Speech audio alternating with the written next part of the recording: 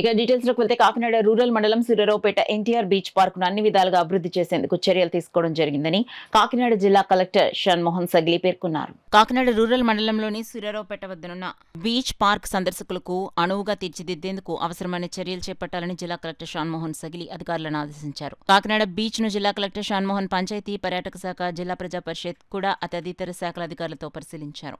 ఈ సందర్భంగా ఆయన మాట్లాడుతూ ఉమ్మడి తూర్పుగోదావరి జిల్లా చుట్టుపక్కల ప్రాంతాల నుంచి కాకినాడ బీచ్ కు అనేక వేల మంది సందర్శిస్తుంటారన్నారు. వివిధ ప్రాంతాల నుంచి వచ్చే పర్యాటకులకు మెరుగైన సౌకర్యాలు అందించే లక్ష్యంతో రాష్ట్ర ప్రభుత్వం సముద్ర తీర ప్రాంతాలను అభివృద్ధి చేయనుందని ఆయన తెలిపారు. ఈ నేపథ్యంలో కాకినాడ బీచ్ పార్క్ వచ్చే సందర్శకులకు ఎటువంటి అసౌకర్యం కలగకుండా బీచ్ ప్రాంతాన్ని సుందరంగా, శుభ్రంగా ఉండేలా అధికారులు తగు చర్యలు చేపట్టాలన్నారు. ఇందుకు వివిధ శాఖల అధికారులు ప్రణాళిక ప్రకారం పనిచేయాలని జిల్లా కలెక్టర్ అధికారులకు ఆదేశించారు. ప్లాస్టిక్ రహిత, పర్యావరణ సహిత, క్లీన్ అండ్ గ్రీన్ గా బీచ్ పార్క్ ఉండేలా ప్రత్యేక దృష్టి పెట్టాలన్నారు.